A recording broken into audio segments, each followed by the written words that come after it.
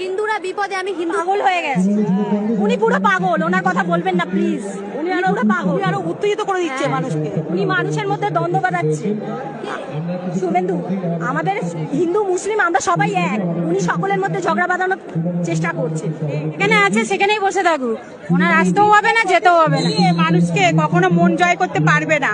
মিথ্যে মিথ্যে প্রতিটা পদে পদে উনি মিথ্যে প্রতিশ্রুতি দিচ্ছে। শুভেন্দু অধিকারী।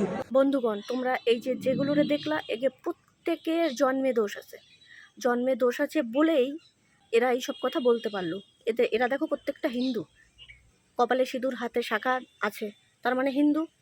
তো হিন্দু হয়েও যখন হিন্দুদের এত অত্যাচার, এত অবিচার এরা যখন চোখ দিয়ে দেখতে পাচ্ছে না, তার মানে এদের জন্মে অবশ্যই দোষ আছে। ওর মারে গিয়ে জিজ্ঞাসা করতে বলো যে যেদিন ওর যে ঢুকেছিল ঘরে, নিশ্চয়ই মনে কারেন্ট ছিল না, দেখতে পায় নাই কে ঢুকছে। যাই হোক, কারিগর অন্য কেউ একদম 100% শিওর। কোনো হিন্দুর বাচ্চা হলে এই ঘটনার পরে তার শরীরে যে রক্ত টকবক করে ফুটবে না, এটা মানা যায় না। তো এদের যখন কিছু যায় আসে না, তার মানে এরা হিন্দু না। এদের শুভেন্দু হচ্ছে পাগল, এরা সবও ভাঙা চালাক।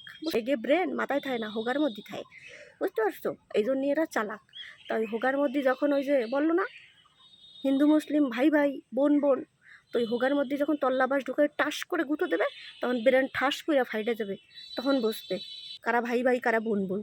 সবাই তো বলতেছে চটি চাটা চটি চাটা, আমার মনে হয় এগুলি হচ্ছে চুষনিখোর সব। এগুলো চাটা না, এগুলো চষে চষে বলেই আজকে এদের যায় আসে না কিছু। আর এরা কি খুব সুন্দর রিল্যাক্সে আছে, ওদের বিন্দু মাত্র বাল ছেড়া যাচ্ছে না এসবে, বুঝতে পারছো? এই পরিমাণে চুষনিখোরে পরিণত হয়েছে এরা। কি চষে এবার বুঝে নেও তোমরা।